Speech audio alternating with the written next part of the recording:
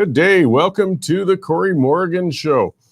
Lots to cover today, guys. Spring's on its way. It's nice out, and the politics are getting stupid, which is, well, good for me, not good for the country, but always gives me lots to rant, rave, and go on about. Lots of stories to cover. And yes, thank you from Freedom Honey, and good to see you there in the comments from Paradoxy. Yeah, the 500th show. I didn't realize we'd gotten that many behind us, but yeah, for quite a while, I was doing them 5 days a week. They were 2-hour shows, only once a week now, but still, yeah, we've put a lot behind us, guys. Thank you guys for viewing for so long and putting up with me so we can create that many shows. Let's see if we can make it to 1,000. And again, there's always lots of stories and people to talk to and things to help inspire us to create that many shows. So yeah, as we're seeing some of you guys there, Karina Mack and others, use that comment scroll. I appreciate it. It lets me know there's people on the other side of that camera there. I'm not just talking to the air like I tend to do at home or while I'm driving. Comment to me, send questions to me, my guests, just keep things civil. That's all I'm asking. Don't have to always agree, just don't have to be screaming at each other. All right, but still, we can get some ranting and raving going. Now, on this show, by the way, yes, today I'm going to have Landon Johnston. We're trying again. He's the fella who got that whole Recall Gondek movement going. It still seems to be rolling along and picking up steam. It's really quite interesting how it's been developing. He assures me he's going to make it in this time. And then after that, we're going to have a quick chat, too, with John Carpay of the Justice Center for Constitutional Freedoms. We're going to talk about Bill C-63, the Online Harms Act. You know, they're saving us all from ourselves by infringing on our free speech. There's a lot of legal questions about that bill that are just starting to build up now. So I'm sure John will be able to answer a lot of those questions for us and probably leave us with a lot more questions to ask about it. So on to the topic of the show to kick it off and what's got me wound up today. And yeah, it's just the addiction enablement cult. It just keeps going and going. And Canada's addiction enablement cult is out of control, and the havoc's spreading. And yes, they're a cult, and that's what I'm going to call them. I mean, how else can we characterize them? No matter how stark the evidence of the failure of their policy gets, they just refuse to face reality.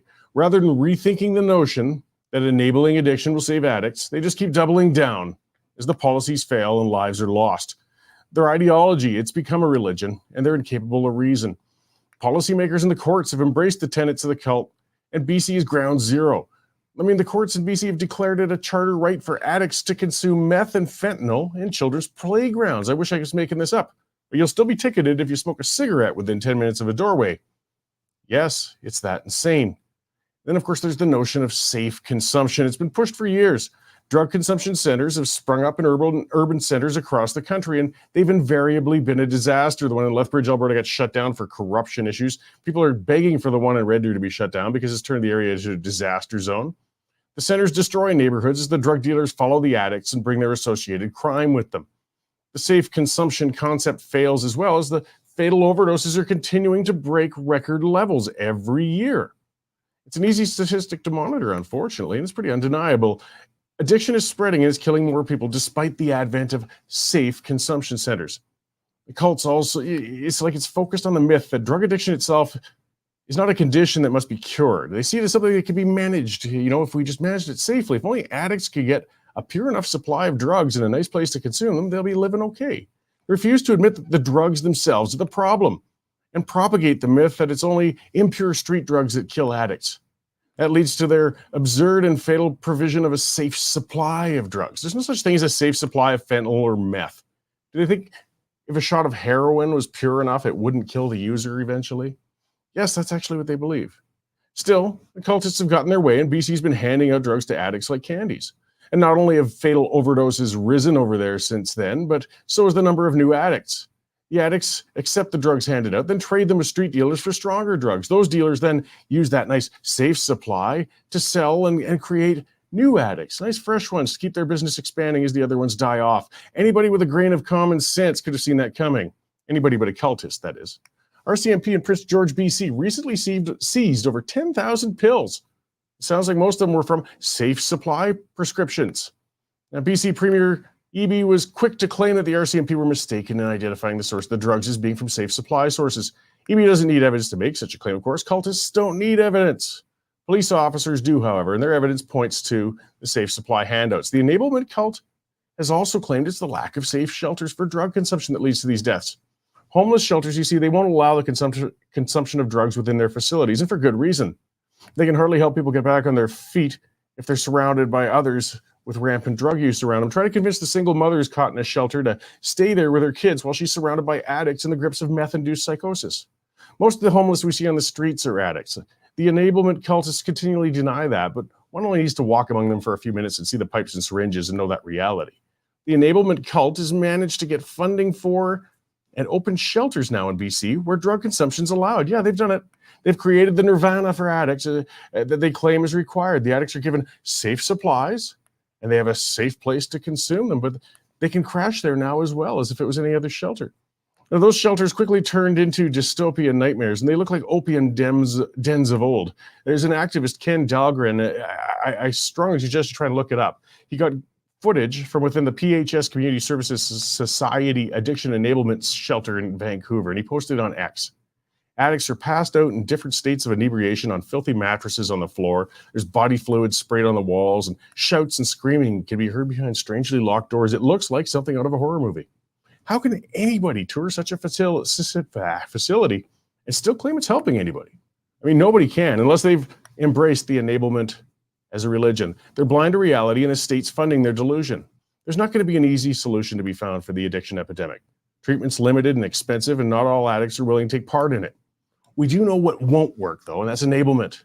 The enablement cult is populated by academics, activists, politicians. One thing lacking within that cult, though, are the voices of recovered addicts. They know what won't work, and they support treatment rather than enablement. This cult must be defunded, guys, and we got to shut it down. Until it is, this addiction epidemic is only going to continue to spread and get worse.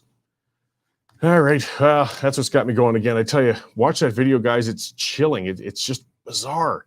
This is a funded center with these guys laying around in that state. It's something else. All right, let's check in on other news and see what our news editor, Dave Naylor, is up to. Hey, Dave, how's it going? Yeah, it's going well, Cory. Got to ask, though, don't you think it's time for a haircut? I was talking to Nico about that earlier. Yes, but I'm putting it off. I can't stand getting my haircut. It's a pain in the butt. Well. Hey, did I read somewhere that you got bit this week by one of your pet bees? Yeah, the ingrate stung me on the inside of my wrist. It's still itchy. Annoying. I was just feeding them for the spring feeding, and they were upset with me opening up their nice comfy hive and gave me a zap for my troubles.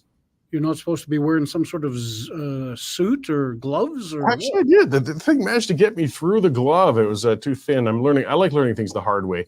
But I let it go, gave them their food, and moved aside. But this is not a good way to kick off our spring relationship. No kidding. So tell me, Cory, when you were driving in today and coming into work, did you feel a disturbance in the force? Did you feel something strange was going on around you? Because no more than usual. Prime Minister's in town. Oh, yes. All right. So there was a big disturbance of the force this morning where he met in Eau Claire with Premier Danielle Smith and later met with the media up at SAIT, where he says no, despite Premier Smith's constant demand that he fire Stephen Guilbeault, he's not going to. He loves his environment minister, and people who can't get along with him, should change the way they work. We've got a story on a Rive scam. I know the Liberals don't like it to be called a Rive scam, but we've got some public works officials who say all those $60 million in cost overruns were fair and reasonable. I guess their definition of fair and reasonable is different than mine, Cory. We've got a story on Deputy Prime Minister Chrystia Freeland. Out in Victoria, she said everybody on the prairies dreams of moving to BC. It's their slice of heaven. Strange thing to say. She was an Alberta girl herself, and Medicine Hat's own Tamara Leach fired back and said her idea was heaven is when they're all on the unemployment line. We've got a story on a senator's junket to Rome, 45 grand. Believe it or not, they were going to study soil and spend 7 days in Rome, and that's a nice work if you can get it. We've got a new columnist by the name of Hall. He jumps in today in the Nenshi fight, his leadership campaign now, I guess, to run for the Alberta NDP. Arlinda Slobodian has a piece on Jordan Peterson testifying in front of Congress yesterday in the States, talking about Big Brother watching and how a surveillance superstate is coming to the West. And our opinion editor, Nigel Hannaford, has reached all the way to beautiful downtown Cape. What the heck is that place called? Cape Town in South Africa. I've been there, I should remember. And we've got a new columnist starting out of there called Kate Steinke, and she talks about the mirror stuff going on in South Africa that Canadians need to be aware of. So lots of stuff happening, Cory, as we speak. Premier Smith is having a media availability in Edmonton over her meeting with Trudeau, and our ledge reporter Jonathan Bradley is there, and we'll be filing as soon as it's over. Well, great. Yeah, I won't be able to catch Premier Smith's live thing, but I still haven't forgiven you for playing Justin Trudeau's live conference in the newsroom for, what was that, 2-3 hours it felt like in the background going on over there? That was just torturous, Dave. It was a word salad that kind of made me feel a bit nauseous. Yeah, well, I guess news is news, whether we like listening to it or not. All right, well, thanks for the update, Steve. Yeah, we'll see you on the pipeline, Cory. You betcha. I'll talk to you later. That is Dave Naylor, our news editor. And as you can see, yes, new columnists plus existing reporters covering stuff all across the country, guys. The reason we can do that, this is when I nag you and remind you, is through subscribers. We're an independent news outlet. It means we're not taking any of those tax dollars. We aren't beholden to Trudeau. We're beholden to you, the viewers, the listeners. And yeah, a subscription's $9.99 a month, $100 for a year. Well worth it, like a newspaper subscription. If you haven't subscribed yet, go to westernstandard.news/subscription. Nag other people to subscribe to. And if you've already subscribed, thank you very much. We really, really do appreciate it. All right, so let's see what else is going on in this mad world. And it is. This one is I've been seeing making the rounds. So the Supreme Court of Canada ruled in a recent sexual assault case that it was problematic for a lower court judge to refer to the alleged victim as a woman. Yes, the court referred to the rape victim as a woman, and implying that the more appropriate term should have been person with a vagina. This is the Supreme Court of Canada, guys. This is what it's come down to. Justice Sheila Martin wrote that the trial judge's use of the word woman may have been an unfortunate and engendered confusion. This is insane. The lunatics, the woke, and now they've hit the Supreme Court of Canada, the top court of the nation. Women, speak up. They are literally stealing your gender.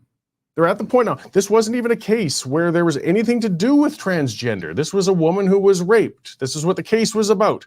But somehow the use of the word woman rather than person with a vagina has made it offensive. It's made it wrong.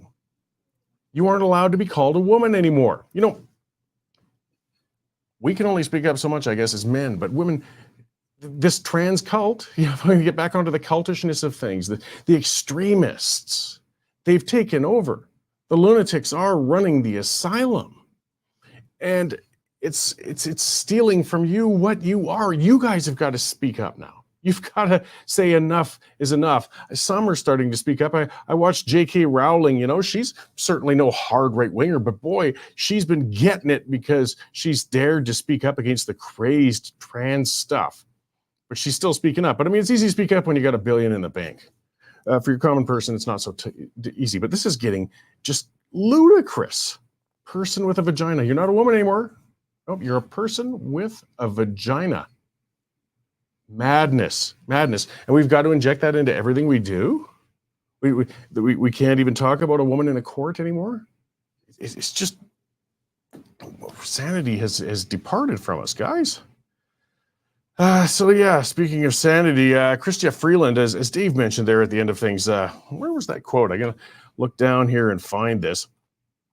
But she said along the lines of, yeah, you know, every person on the prairies' dream and little piece of heaven would be to move to BC. You know, I kind of see what she might be trying to get at, saying it's it's nice out there, people retire over there, but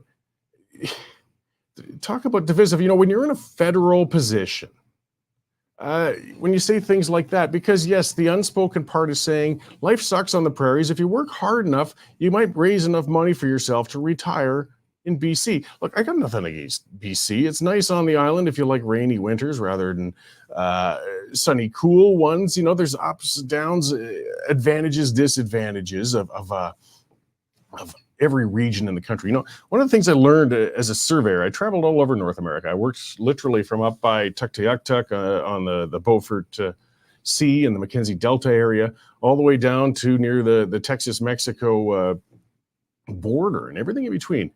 And something I found really interesting was no matter where I went, there was cool stuff to be seen and enjoyed and to be had. The populations had unique qualities that you could interact with, get to know people. People had pride in their areas and very good reasons to be proud of their areas, whether it was the middle of the desert, whether it was even West Virginia with some of the people have earned their reputation over there. And yes, the prairies. You know, there's lots to be seen and done in the prairies. The prairies are beautiful. You want to see sunsets, hit the prairies, guys, and sunrises. Culture, things to be done if you just drive a little bit off the road. The prairies are loaded with it. It's not some hellscape. And to have the Deputy Prime Minister imply, perhaps, that the prairies are just a place you have to be, and as soon as you can escape to BC, you should do so, is just divisive and stupid. But I guess it's kind of par for the course for Freeland. She really is a weird little woman, isn't she? And so we did have, I'll get on to that, her boss, Justin Trudeau, speaking of weird, and he is weird. He did his news conference. He came to Alberta.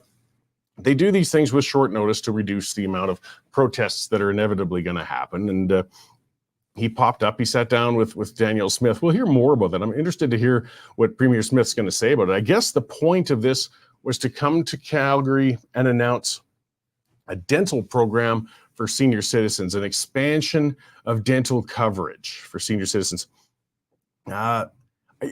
It's just like this government is floundering. They're throwing out programs and money and ideas and doing their announcements in almost a campaign sort of way. We'll just pick a random part of the country and plop down and announce another spending program. So this dental plan, I don't know, might be good, might not be. I'll have to look into the details of it.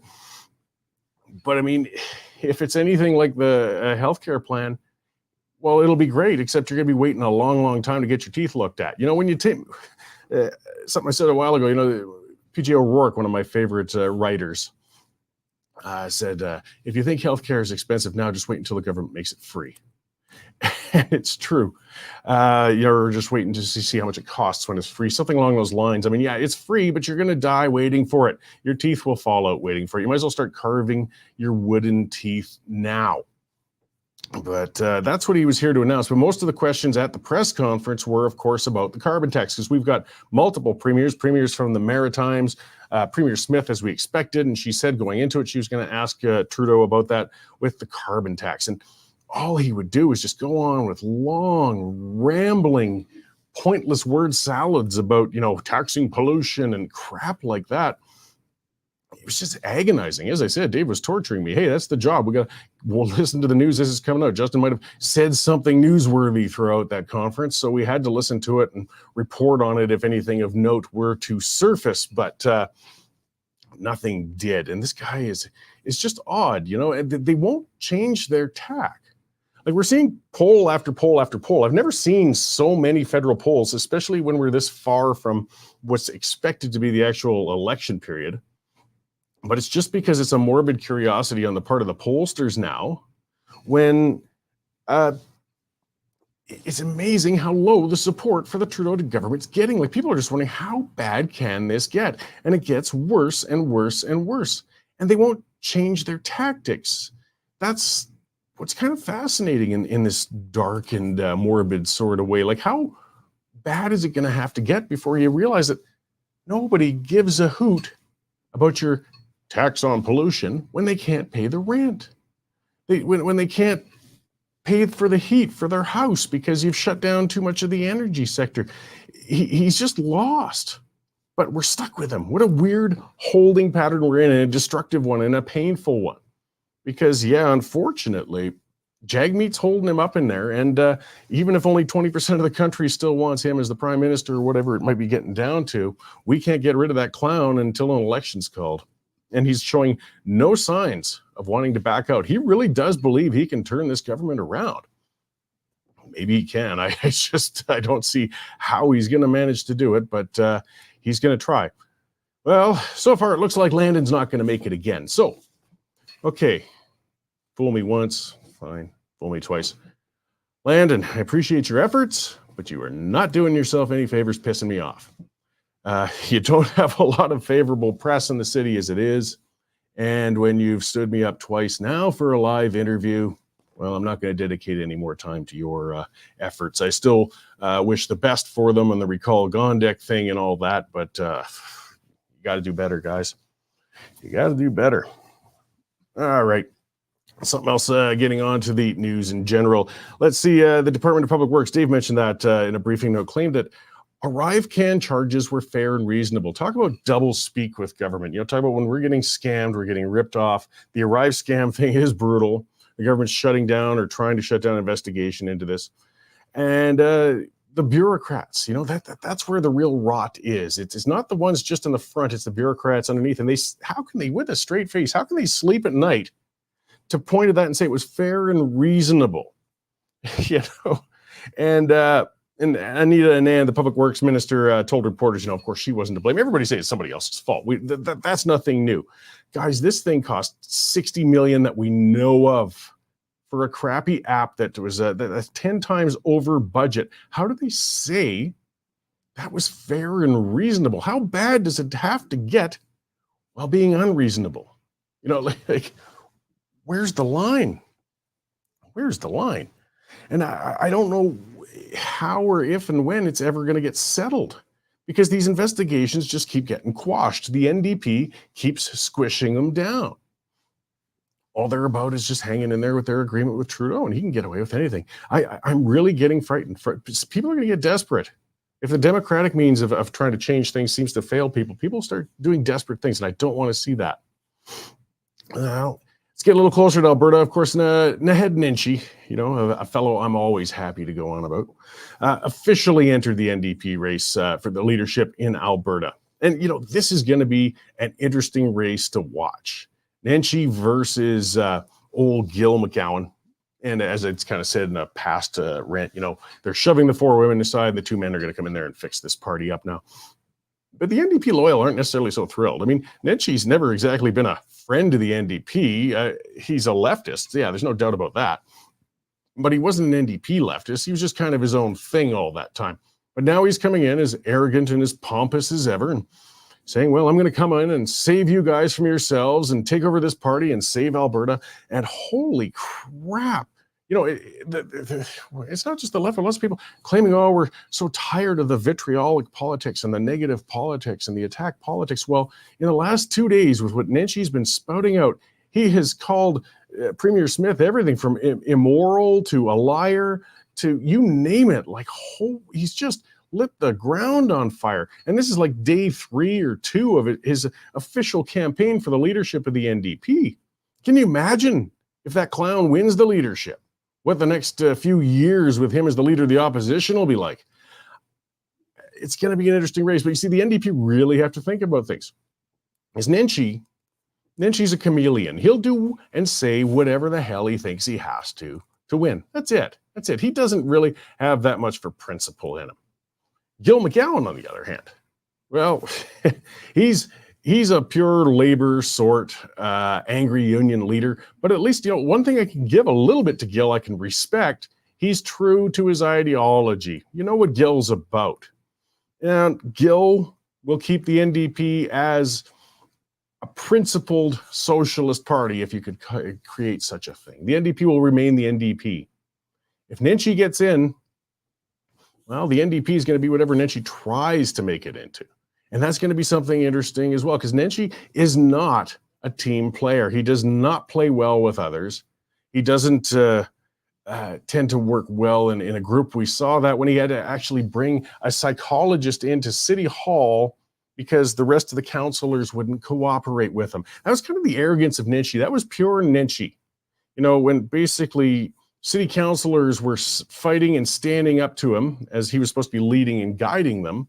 So clearly they must be crazy, because how could they not follow his divine guidance? I mean, they don't know what they're talking about. So let's bring in a psychologist. Look it up. This is his history is something else.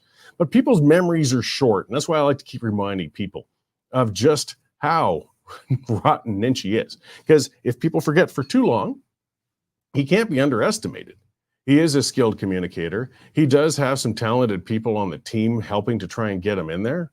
And, nothing's impossible. I mean, a number of years ago, I would have said it's impossible that Alberta would ever have an NDP government with Rachel Notley as a premier. And boy, I certainly would have been wrong. So I'm not going to sit here today and say it's impossible for Naheed Nenshi to become the premier in a future government. It's not impossible. But if we watch, if enough people realize who and what he is, no, it should be pretty unlikely.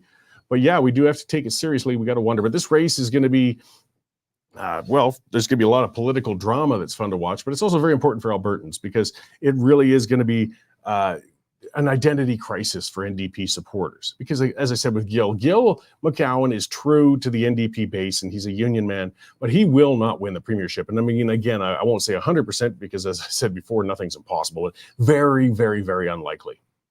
If the NDP want to win the premiership again, they want to get into power again, Nenshi's probably their better path, but they got to sell a lot of their soul to do so.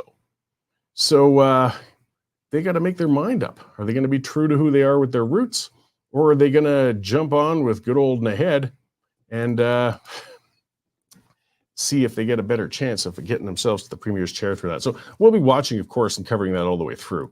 And, the main thing is, and I've always been hard on Nenshi for years. The main thing that's always driven me nuts with him, again, as I said, he's a political chameleon. When he first won as mayor, he campaigned as a conservative. I mean, those of us who were already familiar with his history at Mount Royal and his time beforehand knew that he was certainly no conservative by any measure, but enough Calgarians fell for it and they put him in there. And he was so bad, businesses actually had to rally outside of City Hall. Business owners, they're not typically the people who protest at City Hall and things like that, but they had to get out and basically beg for the tax increases to stop because he was spending so badly and punishing and crushing businesses so badly that they had to just beg him to stop. He's not a conservative. He's not right-wing. No, people know better by now, but I just don't like it when people are disingenuous coming in. As I said with Gil McGowan, at least I can respect him for being open about what he is. Nenshi's just whatever he feels he has to be, and I have a hard time respecting that. All right, let's talk about, we're going to get on John Carpay, hopefully will show up pretty soon, and we're going to talk about C63, but let's talk about some of the free speech and things we've got going on. This was an interesting one, a BC talk radio station. And talk radio has just gotten so weak and milquetoast and boring for the most part. Most of the hosts are they're afraid of being edgy any longer. We used to have people like Weisbeck and Peter Warren and unfortunately, Gormley is retired. Rutherford's gone. Smith is now premier. Well, get this fella in BC.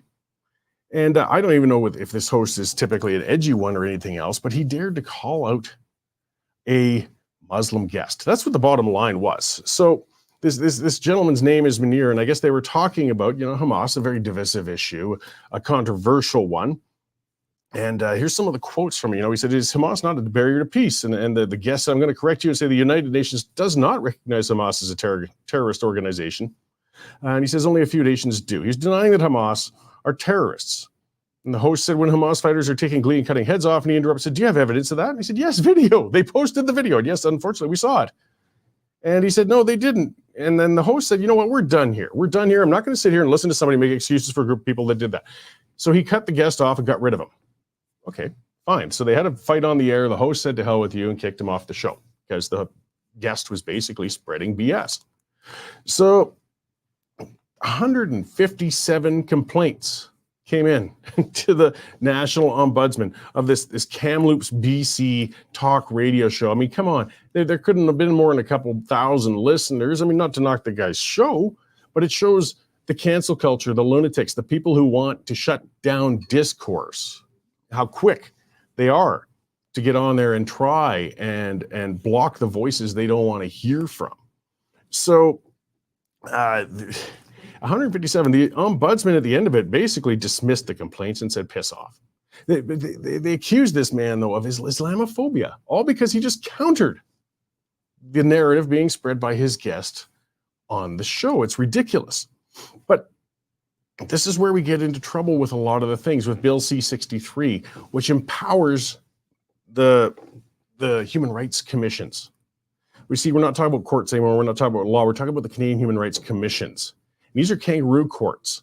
And these are things that don't operate on reality. They do operate based on complainants. And they won't necessarily identify the complainant.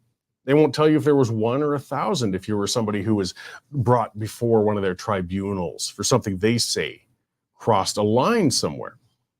And it's very disturbing. You don't have the regular elements of defending yourself with a situation like that. So this guy out here, Brett Manier of I should give it out, CHNL AM Radio in Kamloops, he got cleared on it. But boy, what a madness if you just say these things and suddenly you get 107 complaints. Now, what happens if C-63 comes in? C-63, when I first started reading that bill, and when it came out a couple weeks ago, and it's hundreds of pages long, and it's an omnibus bill, and that means they've packed a whole bunch of stuff into one bill, and I despise that, because this is what the government does. This is a tactic.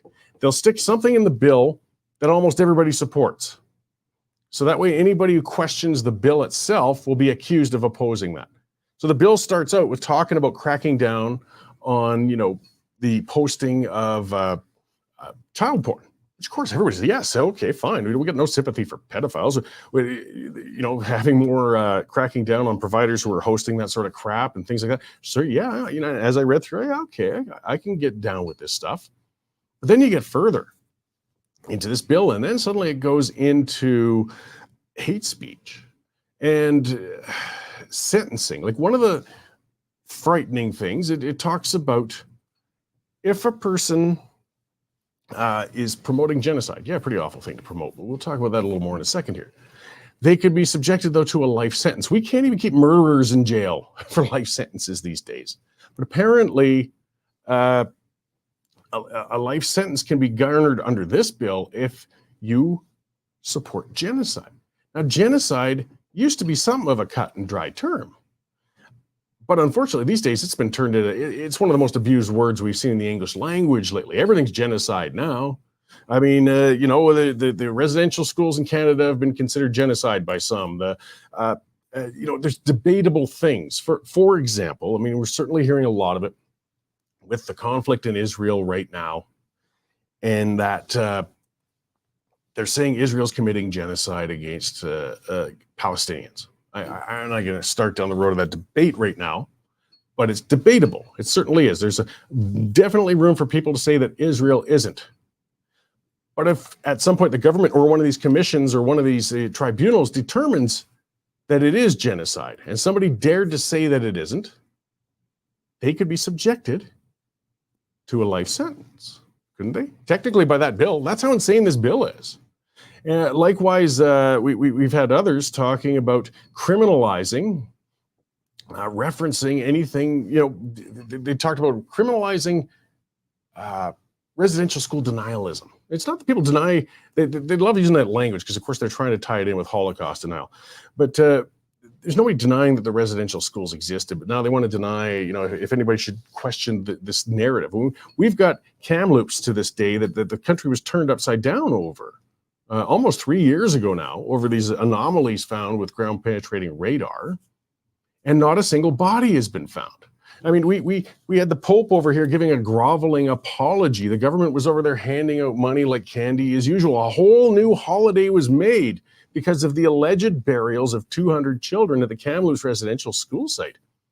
But they still haven't found one yet. And we're going to get to a point where, because that's getting called genocide as well, that if you questioned that, you could get a life sentence. We have laws about inciting people to a crime.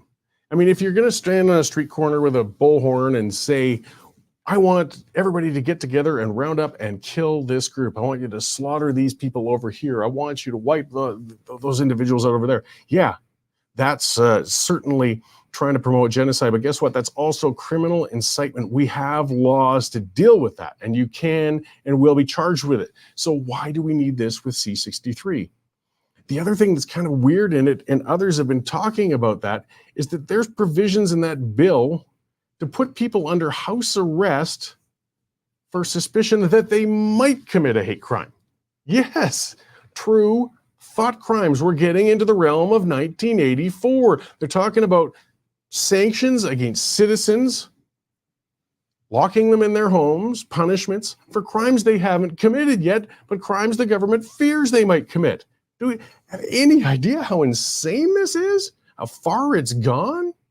Margaret Atwood called it out. Margaret Atwood, she's as far left and loony as they get. But she at least could see, like, whoa, guys, this is too far. This is a problem. I mean, these are the things that our idiot prime minister should be talking about. Try to justify this insane bill you've put before the House of Commons instead of saying, we're going to spend another few billion on old people's teeth.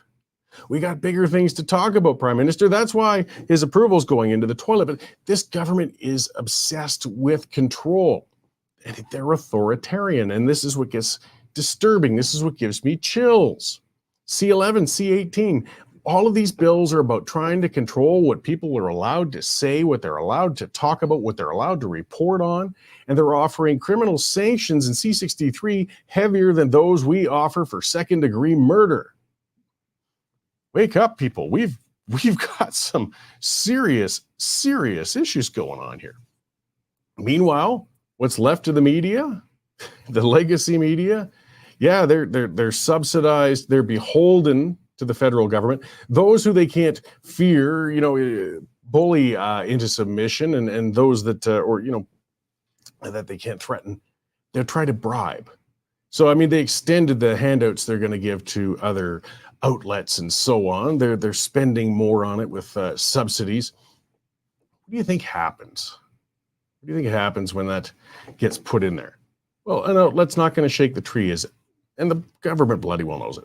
But then you look at some of the outcomes. So, I mean, CBC just had an increase in their budget when word just came down recently, even though they've laid off hundreds and hundreds of people, that they took that money and gave bonuses to their executives. Yes, the state broadcaster, that, and I'll call it the state broadcaster. I know it drives them nuts whenever I do that, but it's true. Do you ever really see them that critical of the Liberals? Come on. They are a tool of the Liberal Party. I do look forward, again, to Poilievre getting in and defunding that wretched machine, that institution, that rotten old thing. It hasn't been useful since they put out the Beachcombers and the Littlest Hobo. Paradoxy is asking, why did Michael Geist not come down on this one so much? I think Michael Geist has been very critical of this. I believe. I'm not sure. He's certainly been very... Michael Geist, by the way, for those not familiar with him, he's a professor out in Ontario somewhere. I think I've had him as a guest before. He's been very outspoken. He's got a fantastic blog. If you want to look at internet free speech and free press and things such as that, Geist has really done a lot of work on that. And C63, I'm not sure if he's hit that as hard as some of the others, but I'm pretty sure he's been critical of it. But I think part of it might be he's overwhelmed. We've just got, I mean, listen to that. That's 3 different bills that are beating on our free speech all at once. How much can you keep up with? How much can you cover? And but look him up, because he makes the case fantastically. And again, the great thing with Michael Geist, he's not a libertarian conservative type like myself. He's more of a classical liberal, I guess. I'll give it that. But he's a left of center sort of individual. He's worried about authoritarianism. I like seeing some of the others breaking ranks.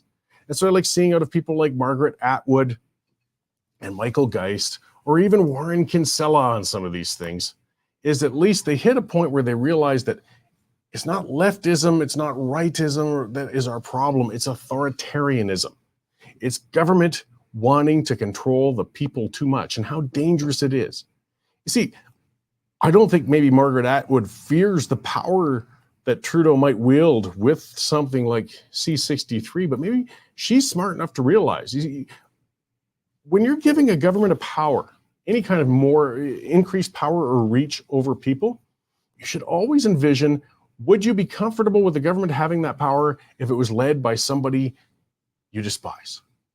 You see, Liberals, We'll give them all this power to crush people's speech and ability to demonstrate and things like that, because that's no problem. Okay, fine. But do you understand that Trudeau will not be in forever? It's going to feel like forever. It already feels like forever. But he's not going to be there forever. And as you keep putting in these controls, giving more power and authority to this government, as you keep stripping away individual rights, you better hope the next government isn't vindictive and doesn't use those to crush your end of the political spectrum. That's where less government is better government. Marie Perrin saying, I believe Pierre will cancel this bill, says he'll repeal C11. I think he will too. But I tell you what, governments lose a lot of appetite for repealing bills once they get in. I'm not saying Poilievre and his government's going to do that. I'm just saying it's better to shut these bills off before they get entrenched, because the government can sometimes kick the can down the road once they get into power, right? Now suddenly it might turn into a useful tool for themselves, and that can get turned around. That's why I do not want that government to have the ability to tell us what we could say, where we could say, how we could say, no matter who is in power, because they might not be inclined to get rid of it. Similar to Trudeau and his lie saying he was going to reform the electoral system. We see that over and over in countries all over the place. We're going to change the electoral system. We're going to bring in proportional representation and this and that. Look, if the government gets into power with a majority based on the current system, they're not going to change the system that got them in where they were in the first place. They've lost all incentive to do so. And Trudeau proved that quite well when he just basically broke and ignored his own promise, which I'm glad of. I can imagine the deals that would be cut. It's bad enough with him and Jagmeet Singh as it is right now. But if they had to have a pizza parliament with 12 parties in there and a proportional representation, it would be a catastrophe. If we want to talk about whole systems that we could reform, I mean, that's a whole separate discussion. If you really have, I would like to see maybe proportional representation for a Senate and a rep by pop in the parliament and an elected Senate, of course. But these are all dreams that would take constitutional reform, and that's not going to be happening during our lifetime. It's the only way we're going to see constitutional reform is if and when a country or a province is on the brink of or finally separates. And, I've written the book on how we should pursue that, literally. But that is still going to be a while away yet. Marie saying 7 premiers are against the carbon tax now and voicing their opinions. Yes, they are. And that was asked of Trudeau, as I said during the press conference he had today. And he just talked around it. I think this government's getting to the point where they just don't care. They do know they're in the toilet. They do know they aren't going to turn it around. They don't have a hope. And they're just going to keep pushing ahead and putting this stuff in there until they get wiped out. I can't think of any other explanation. I mean, when you've got regional leaders all coming out united against you like this on something like this carbon tax, but he will not back down. What a stubborn, ideologically loony man. Another one, I'll close off the show with that. Half of Canadians, this is an interesting one, say that there are too many immigrants, according to a new leisure survey commissioned by the Canadian Association for Canadian Studies. All right, so I guess it was rated 50%, saying there's too many coming in. See, again, it's not people saying we should have no immigrants. There's some people who say that, but I think majority of people understand immigrants are good for Canada. Most of us are either immigrants or we're only 1 or 2 generations away from immigrants. But the floodgates are open. We've got to have controlled immigration. And that's what this was saying. It was that half of Canadians are saying there's too many immigrants. You got to remember, if half of Canadians are saying that, a lot of the people saying that are people who immigrated here. We got to think for the sake of the immigrants as well as us here. How is it going to be when you get here? Great, here's the new life I'm going to make in Canada. Oh, by the way, you're going to wait 18 months for an MRI and you can barely get into a school. You can't find a family doctor. You can't afford the rent. And oh God, don't even dream of getting a down payment for a home to buy right now. And this government's in denial. They will not tap the brakes on the immigration levels. Like, guys, it's just math. That's all it's down to now is math. That we don't have the resources to accommodate the number of people we're bringing in. Why is this so hard? I mean, part of it is the government's falsely shoring up the economy because, yes, immigrants bring in a burst of economic activity when they come in, but it also hits the resources very, very hard. They need resources like everybody else, and we don't have them, and that hurts them and us. And these polls keep coming out. More and more academics are coming out. More and more politicians are coming out. People are saying, Justin Trudeau, please. The banks are coming out. You've got to slow this down. And he just ignores it. He just lets it blast by them. But I mean, when you're a trust fund baby, who knows, you're going to retire on a private island someplace with a giant pension. You're not worried about the economic damage you're actually reaping by trying to shore up this false economy. I guess you can afford to ignore it. But the rest of us are all going to be paying a terrible, terrible price for this. And on it goes. Well, doing what we can, guys. All we can do is keep pointing it out, keep pushing. We got another election coming eventually. We just want to make sure we get it right when we get there. Well, guys, I'm sorry. Yes, I guess I got stood up by 2 guests in one show. That's a new record for me. I've had guests stand me up before, but this is the first time 2 in one show, and rest assured you won't have to worry about me booking them again and wasting your time and mine. But thank you for tuning in and listening to me today, guys. I do appreciate it. We did cover a lot of ground. Be sure to tune into the Pipeline tonight, and next week we'll be on with a fresh new show and a fresh new guest who I'm certain will actually show up for it. So y'all have a good one. We'll see you this time next week. Canadian Shooting Sports Association. Without the CSSA, our gun rights would have been taken long ago. These guys are on the front lines helping to draft smart and intelligent firearms regulations and legislation in Canada, and more importantly, educating the public about how we keep guns out of the hands of the wrong people. To become a member, it's absolutely worth every penny.